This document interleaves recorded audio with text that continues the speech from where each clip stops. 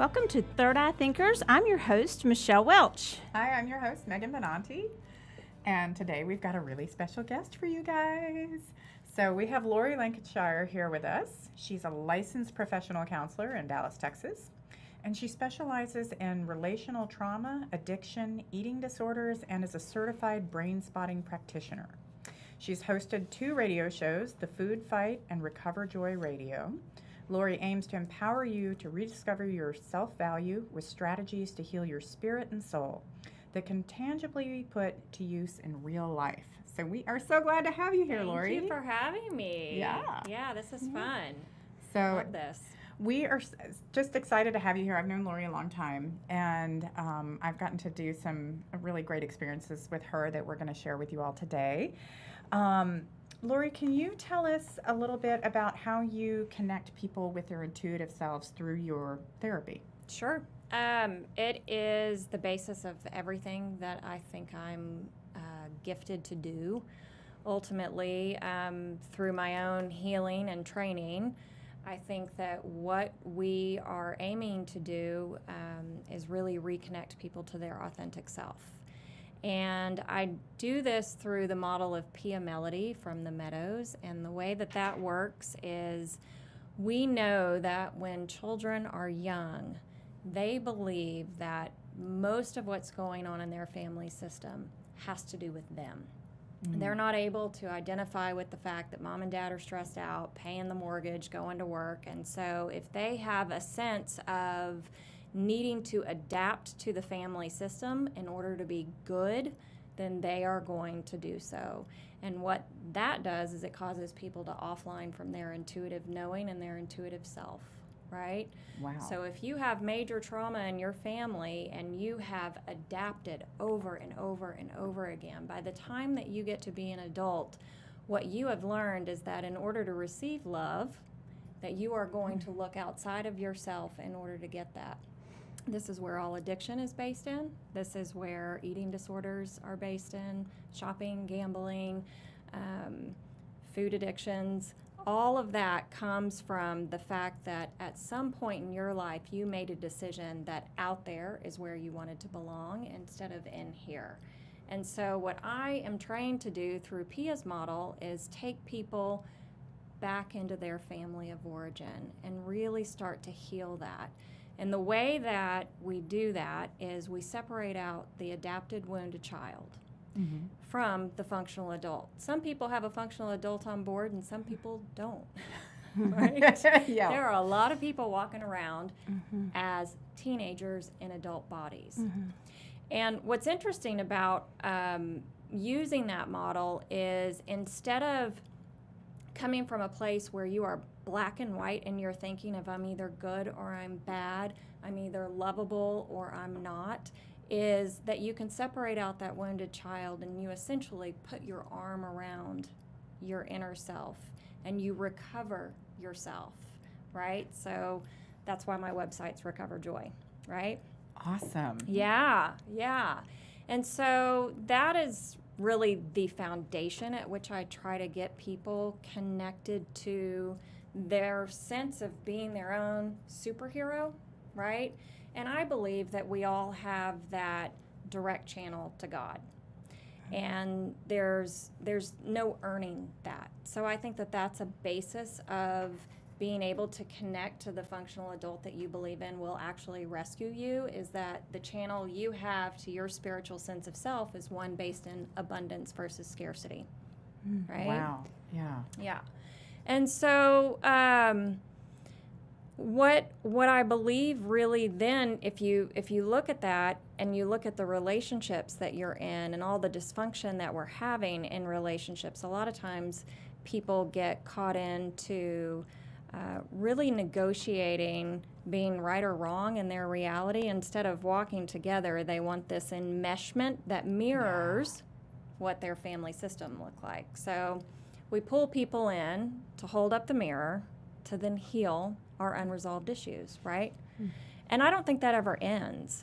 And so when we're looking at another person to make us happy and be relational with and we're trying to share our reality with that person, if they are able to listen to understand instead of defend, that in itself is a spiritual moment, right? Absolutely. Because what that is giving you in a relationship is safety and security, obviously, but it is also the ability to share your true self with someone, that authentic self, to connect back to that. And really, I don't know that I've ever met anybody that comes from a fully functional family that got 100% of the love they needed, 100% of the time they needed it, when they needed it, you know? And so when you put your arm around the little kiddo that lives inside of you and you put them behind you and you say, watch me do relationship, right? Wow.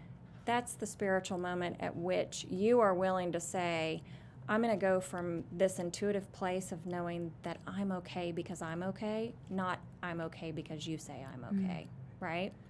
And so Pia's whole model is based on the word codependence, which didn't really arrive in our culture until the 80s.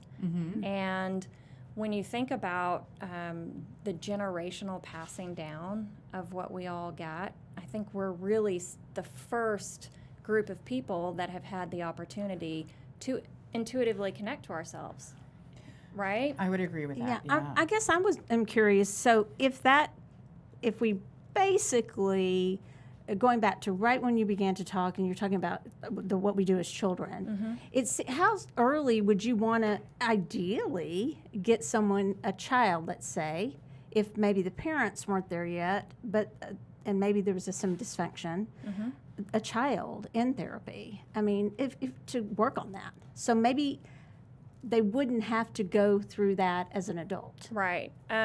Well, that's the unfortunate part of the story. It is. It is. So, and the only way you can usually get them is through actually, courts, right? No, it's actually, you know, if there is such an opportunity to get to the pearly gates and ask the one question before they decide to let me in or not, it is, why did you make children's brains limited and not to a place where until the age of 25 we logic and reason with our prefrontal cortex, right?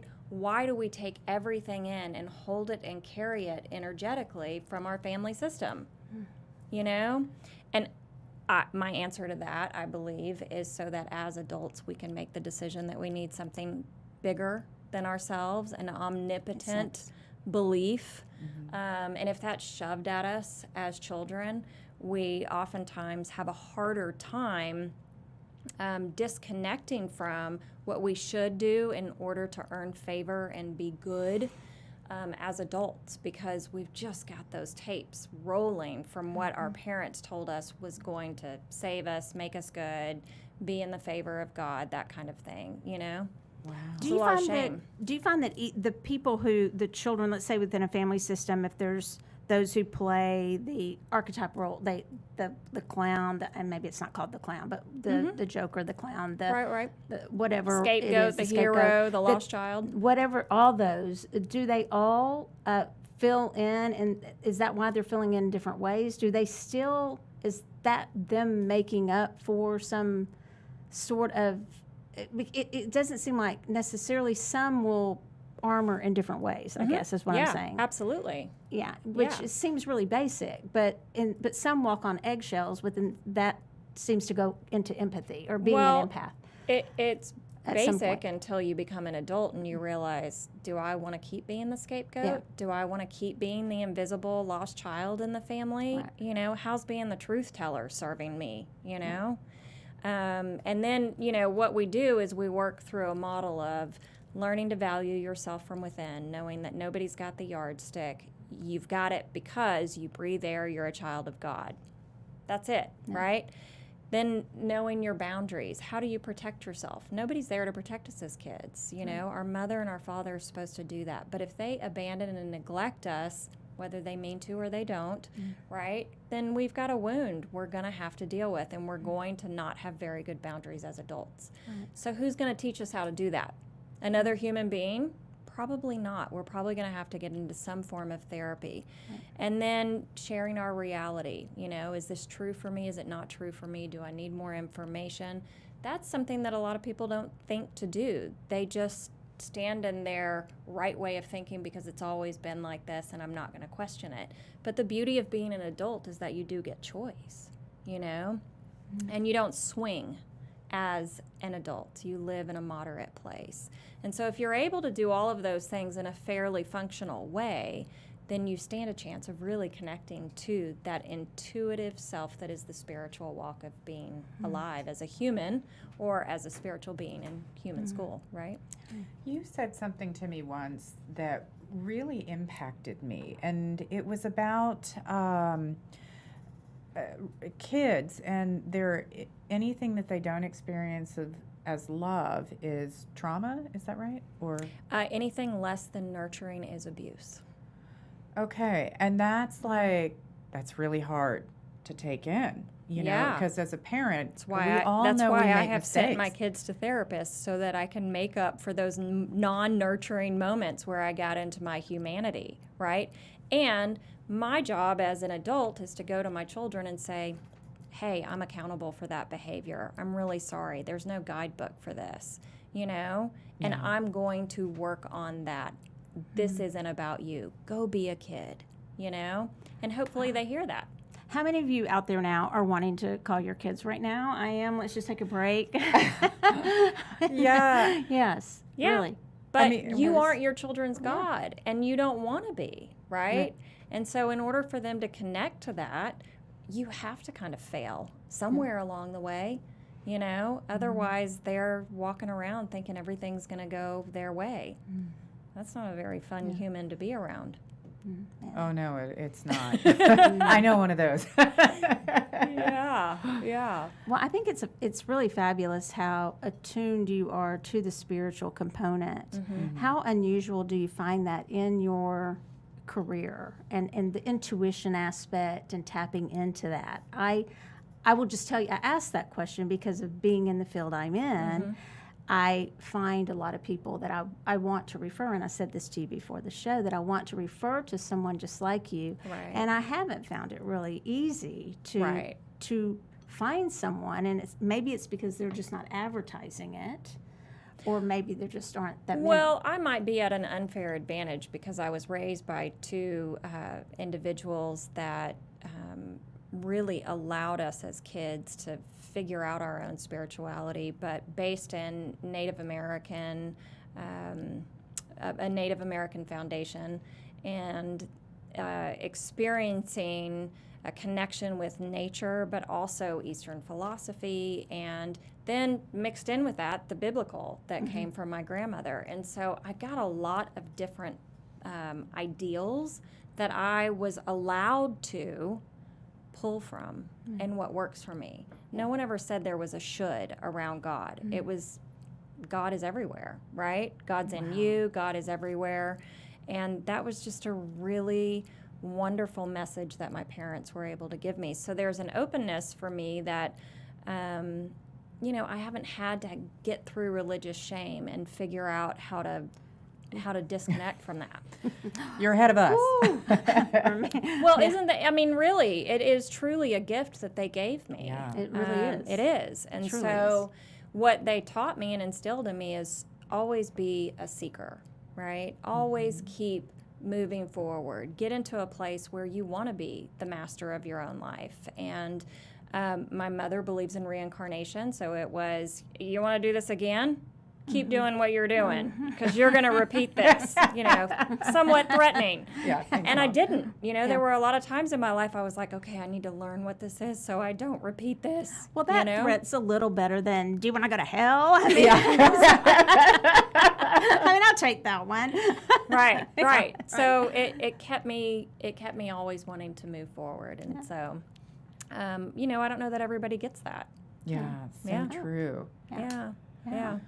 And I'm also really pretty isolated because as a psychotherapist, we spend our time alone with clients, right? And so our intermingling, unless we're in consultation groups or going to do more training, we really do show up at the office in the morning, go home at night, and we do it again the next day. We don't talk to anybody about that kind of stuff, right? So if there are therapists out there, I would hope there would be, that have that openness, then you know. That's a good point. I do the same Let thing. me know. I mean, if Yeah. I didn't have this and Michelle, I really Right. wouldn't be talking to much of Right. anyone about it Yeah. besides clients. So, So you had mentioned that there's a common mistake between intuition and impulsiveness, and right. would you go into that? Yeah, so I got this when I experienced a moment in my life where I had to seek out a 12-step program for Al-Anon. And what I learned in that, page 86, 87, 88 of the big book, is my favorite. And I mean, I think I have it recited. It's, something to the, or memorized. It's something to the effect of, upon awakening, we ask God for direction. And in the beginning, we will think that it is take a left turn here, that we are being inspired at every turn, right? And then we learn the difference between inspiration and impulse, ultimately. And so when we think about our selves as just kind of the mammal in the brain, we have a very reactive brain. It likes to solve problems. If there isn't a problem, it likes to make one up, right? Yeah, totally. And so we really have to train ourselves out of that. And then we have to realize what's our fight or flight, what's our protective mechanisms, am I working in a love-dependent or a love-avoidant way? And learning the difference between a reaction and a response. And I believe the only way you're going to do that is if you are operating from that functional adult place, right? So those 5 things that I mentioned: value, boundaries, reality, dependency. What are my needs and my wants? That's a big one, because a lot of times if we grow up in a toxic family, we don't have a clue what we want because we're so busy making sure they're okay, so we're okay, right? And living in a moderate way. And if we're able to do those things for ourselves, then we're able to sit with us. So we're able to sit with uncomfortable feelings. We're able to get into some meditative space where we can pause and wait for that direction and inspiration from our higher power of our understanding. Wow. Yeah, that's very true. There you see so often, and I know that we go into it, that fight or flight mode, that impulsiveness. And I find that sometimes when I get checked, it's very jarring, but really helpful. And those are the points at which I grow the most. Yeah, if you're into self-mastery. Yeah. Well, and that's part of, I mean, for me, that's part of my life purpose is to evolve in this life. So if you're impulsive, what you're going to do is you're going to pour yourself another drink, right? Yeah. That kind of thing, or reach in the pantry, or it's more Or snap. right? Or get into rage, anger, control, or withdraw, be the victim, that kind of stuff. So it's boundaries and being able to esteem yourself from within and connecting to that part of your authentic self that's really going to stop you from being impulsive. So Do true. you tend to see, I'm just curious, as you talk, more adults in your practice or families, or what's your practice? I see a lot of individuals. I see a lot of women. Women come to therapy more than men. Oftentimes men are being dragged in. And that's not totally true across the board. I think that the younger generations are starting to get more self-actualized, and they actually are looking for more help than maybe the older generation. And I will see children, but I do that from an interview type place. I don't bring children in very often, but I have had some very highly evolved kiddos in my practice that blow me away. So it's amazing what kids can take on board. But again, it's just really dependent on the family. If the family's supportive and they're creating that nurturing environment, then I will do it. Otherwise, I send them to a play therapist. But lots of teenagers, lots of kiddos that are 20-something, trying to figure out their life path, who they are, separating from mom and dad. It's very anxiety-provoking. And then I specialize in couples. I've been trained by Terry Real in Boston. And I specialize in eating disorders and trauma, and Can you tell us a little bit about your training with Terry Real? Yeah, sure. Terry, I call him kind of the wizard of couples counseling. Every time I sit with him or listen to him, I'm just like, I hope I get what you have someday, you know?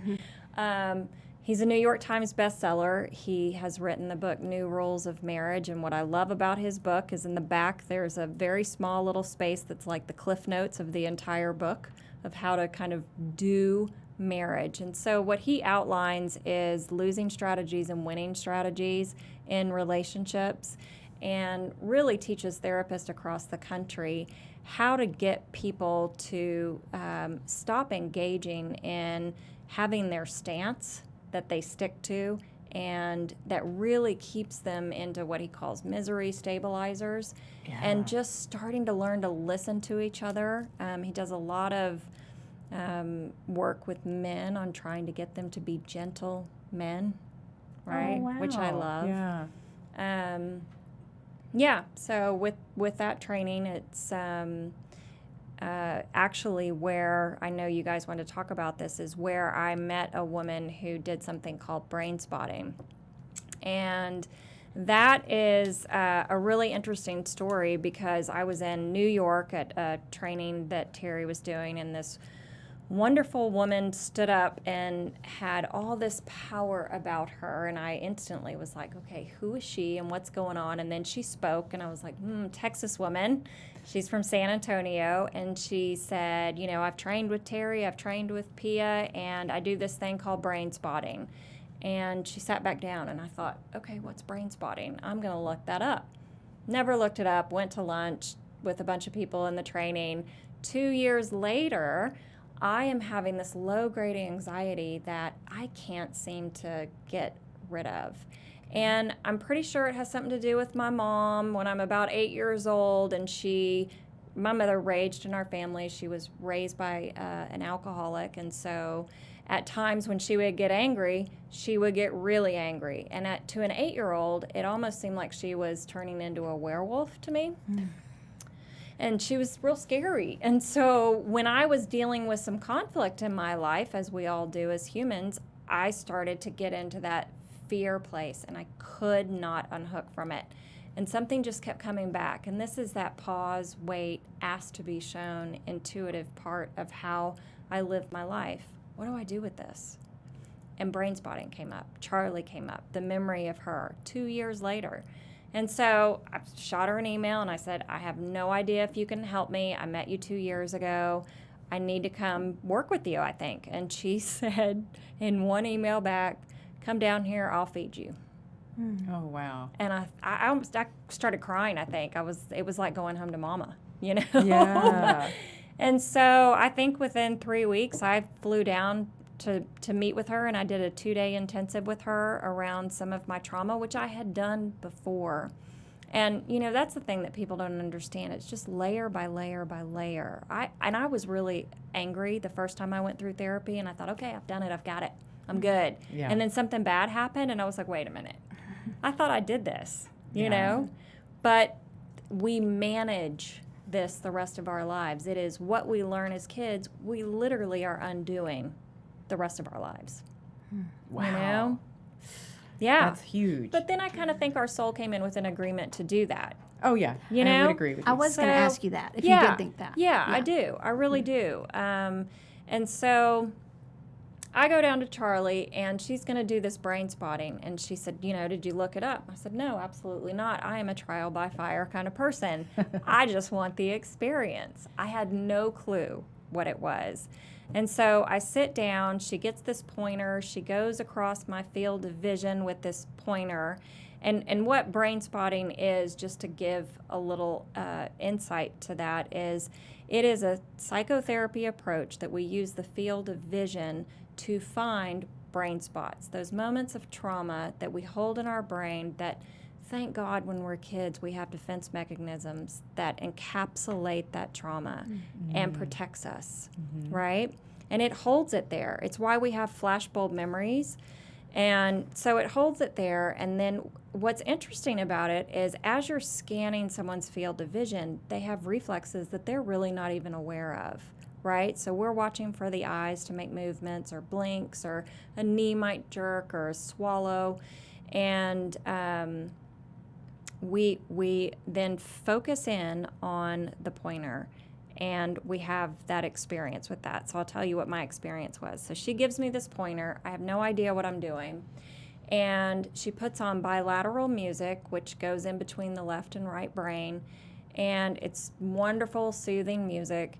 And I sit there and I'm looking at this pointer. I don't know what's going to happen. And the room all of a sudden starts to get really milky. And then the whole room becomes cloudy. And I can't see her anymore. And I described it as going through kind of a different portal, right? Mm-hmm. But ultimately what happens is flashes of memories start coming up. And I had one eye that teared profusely and one eye, not one tear. Wow. And I don't know what that's about. She doesn't know what that's about. Brain science is really new. We're not sure what it's about, but I can tell you that months and months have gone by and I don't have that low-grade anxiety any longer, right? Mm. And so when I did that, I ran and got trained in brain spotting, and it's also something that I offer people, and I've done it many times, and everybody has a little bit of a different experience. I've had one woman who suffers from anxiety, and while she was looking at this pointer, holding her field of vision at the place in which she feels most activated in her body, she says, "This is weird. I'm seeing avocado green." And then as her therapist, I know her history. You know, we don't just jump in. And she said, "I'm seeing my neighbor's house." And I knew that her neighbor's house was the very first time that she felt panic because a little boy said, "Your mom and dad are leaving and they're not going to take you with them and you're going to be here forever." Right? Oh, wow. And so she freaks out. But what's great about that is the avocado green comes up because she was in the 70s during that time. Oh, yes, of course. Right? And so our brain knows how to heal us. And the part about brain spotting is it takes you out of your logic and your reasoning, and it connects you to your midbrain, your subcortical brain, where logic and reasoning aren't going to help you. So you connect to your nervous system, and your nervous system unravels that trauma. And it might take a couple of times to do something like that, depending on what the trauma is, and how much work you've done on yourself, right? But it is a profound new model that I'm loving. Yeah. I loved it. I had the pleasure of doing it once. Yeah. And it was... the room really does go milky, which I know sounds weird, but it just kind of fades out. You're just focused on this one little point. And Lori was like checking me because she said I had several points at which I reacted, so several traumas in there that needed to be kind of dealt with, and I just settled on one.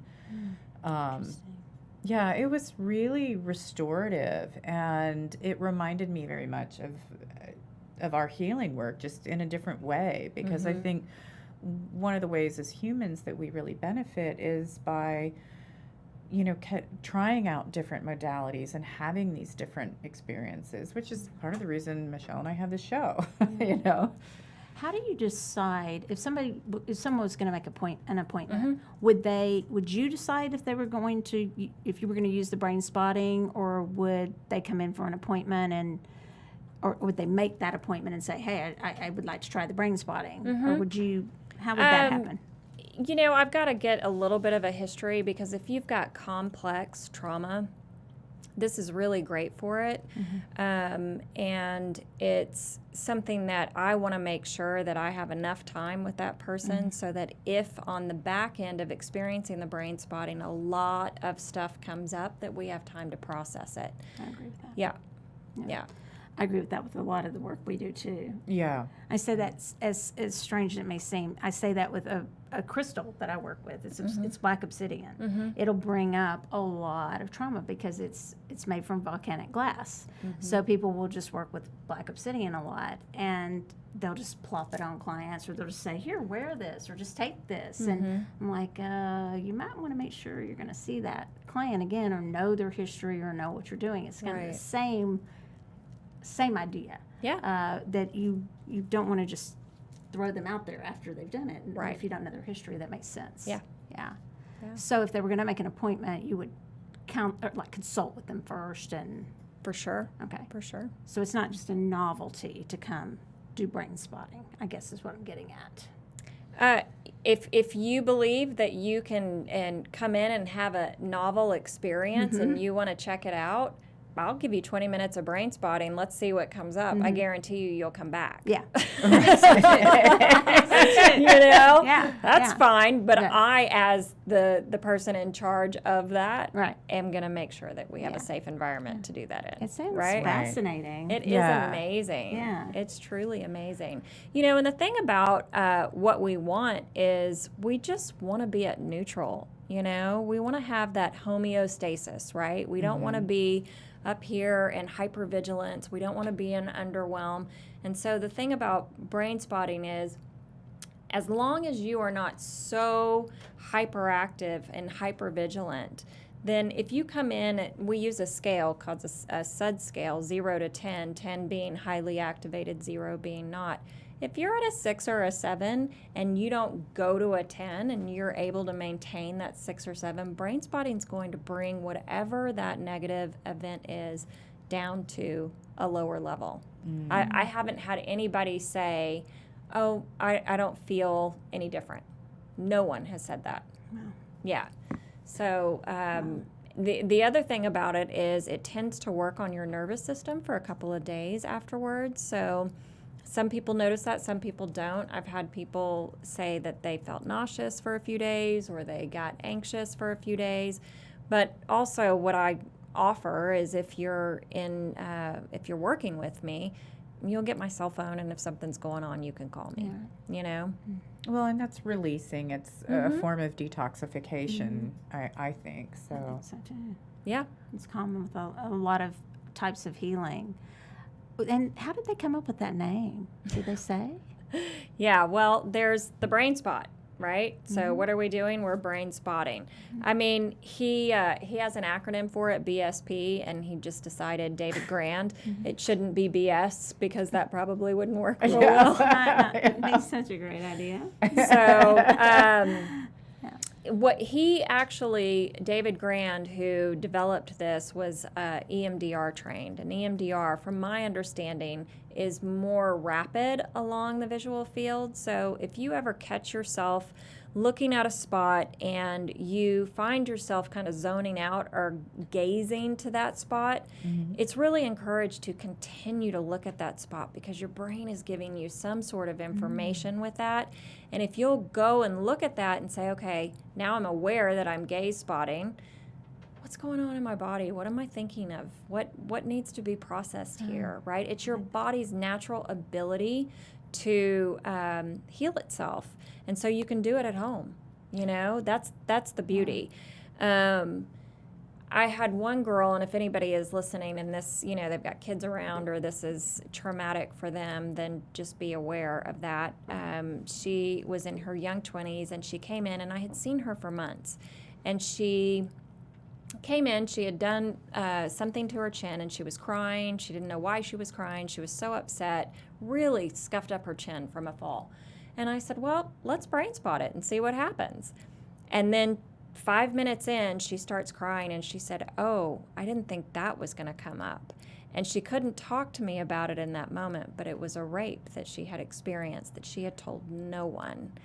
And so then I said, you know what? We don't have to talk about the specifics, but why don't you just share with me the feelings that you're having? And so she took the headphones off, and she looked directly up at a bookcase, and then, you know, tried to look at me and give me eye contact. I said, no, look at the bookcase. That's where your brain wants you to be. Be there, trust that. And she told me the whole story looking at that bookcase. The next time she came in, she sat down on the sofa, looked straight up at the bookcase. And I said, look at where you're looking. And she was like, oh my gosh. So if you notice if you want to try it out at home and you notice where we look affects how we feel. So if you're struggling with something and you look to the left and it doesn't feel better, look to the right. See if it makes a difference. Look up, look down, right? Look around the room, because visually we have different points in our brain that are more resourcing for us and more activating.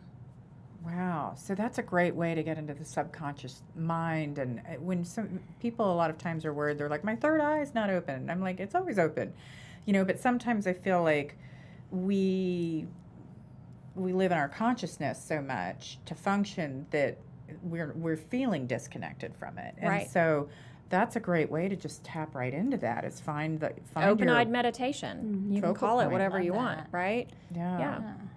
Oh, that's so Oh, I love cool. that. Yeah. How long has it been around, this brain spotting? Oh, that's a good question. I don't know the answer to that. I don't know the answer to that. I mean, it seems wish I like maybe knew. not that long. No, because it it's hasn't. not- It hasn't been that long for me, but being trained in that, and it's something that there are people that are trained in Brazil. There are people that are trained. I watched a woman on Facebook who was in Vienna, and she was doing an experiential role play to show us how to do brain spotting with children. Which I have done that as well. I did that with an 11-year-old who was grieving the loss of a nanny that she was really close to. Oh. And she cried through the whole thing. And I said, okay, what's going on? Her mom was sitting right there, and they were very open to that. And she said, I got to see her in a field, and we held hands. And then she told me she had to go.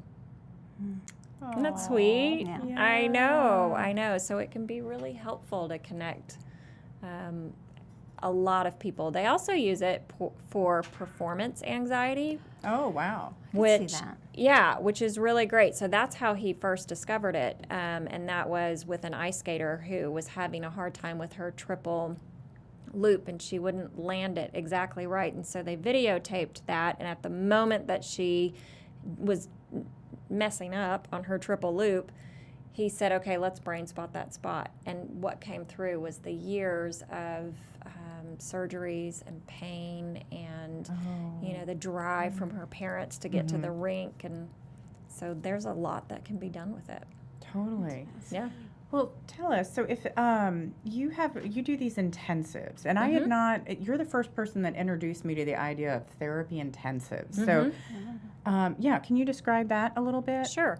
Or what So that I process do 2-day therapeutic intensives where we start at 10 and we end at 3, we end at 5, just depending on how complex your trauma is. And we go into your family of origin. We write down all the players, the walls that they use to stay safe, the roles you play, the rules you played by, and how that's acting out in your life. Or playing out in your life, and really going through Pia Melody's model. I usually have people read Facing Codependence, which is her book, before they come in, and going through her model and seeing where are you behaving like the wounded child, like the teenager. And then we do inner child work, where it's an experiential, where you close your eyes and you have this wonderful communication with your inner child, making a promise that you will be the protector, the best friend, the superhero, the mom, the dad, the lover that they've always wanted, right? And once we've done that, then there's the fun stuff of empty chair technique, where you give back the carried energy that wasn't yours. And that's a neat concept, in that if you imagine, children don't have boundary systems, so they just remain open in a home.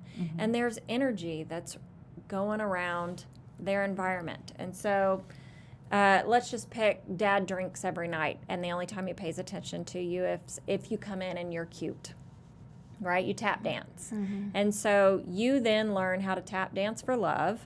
But what you also pick up is that shame that dad's trying to drink away, and you feel it, and it doesn't feel good, and it's got this low vibration that you just hold and you don't know where it comes from.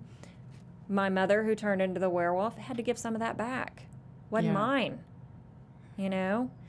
And we deal with a lot of carried energy that we give back to our caregivers, and it's amazing when people close their eyes and they envision the parent that raised them then, not the parent they know now, but the parent that raised them then.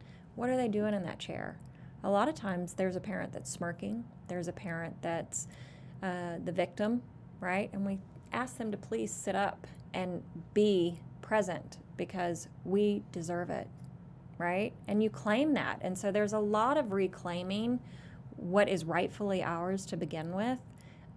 But being in human school, right, we have to learn that we deserve that. Wow. Yeah. I would think this would make people be better parents too, or maybe not make them, but help them become more aware if they were going through this before they had children. Yeah, I was probably 33. I think that was about the age I was when I got into therapy and started working with a PIA-trained therapist. And I'm now 47, so, I hope that my kids have benefited from that. And, that was an interesting awakening for me because my marriage was falling apart. And what I really was able to be accountable for was how withdrawn I was and how I would hold on to resentments and not talk about them. Asking for what I wanted was so scary because my mother would have just yelled at me. Why would I ask for what I wanted? Right. And so I decided for myself that I was going to do the work, and if it worked out, great. If it didn't, okay, we'd move on. But I learned at 33 to be an adult truly. And I really don't think I was in my body until I was 30 anyway. I was pretty disassociated in the sense of, just kind of walking around being there and where do you want to go to dinner? I don't know, wherever you want to go to dinner, And now I actually know where I want to go to dinner, and I have worked on identifying what I want and what works for me and what my deal breakers are and, have a functional adult dialogue. Yeah. And I don't always maintain it, but, I'm working on it. Right. Oh my God, that's awesome. Yeah. Oh, Okay. man. Well, we kind of have to wrap up Yeah, just we because do. we're out of time. But It's fascinating. Lori, I could listen to you all day. Oh, thank you. Yeah, Thank it's you. a It's so lot of much fun. Yeah. I know, and it I love just it. I takes hope me it helps through- someone. Oh, we hope so too. Please leave us your Yeah. comments below, everyone, because Yes. we're always interested in what you have to say. So you all have been listening to Third Eye Thinkers with Michelle Welch and Megan Benanti and Lori Lancashire today. If you enjoyed the show, please follow us and subscribe to it. We're going to be on YouTube and on Facebook as Third Eye Thinkers. And we will put where we can locate Lori too. Oh, yeah. right? Oh, my Let's gosh. just Thank you. do So say sorry. that, and we can put that in the comments Thanks below. so much. too. Yeah. Okay. Yep. Yeah. It's All right. recoverjoy.com, right? Yes. Yeah. Okay. Yep. Thank you so much. Thanks. Bye, y'all. Bye.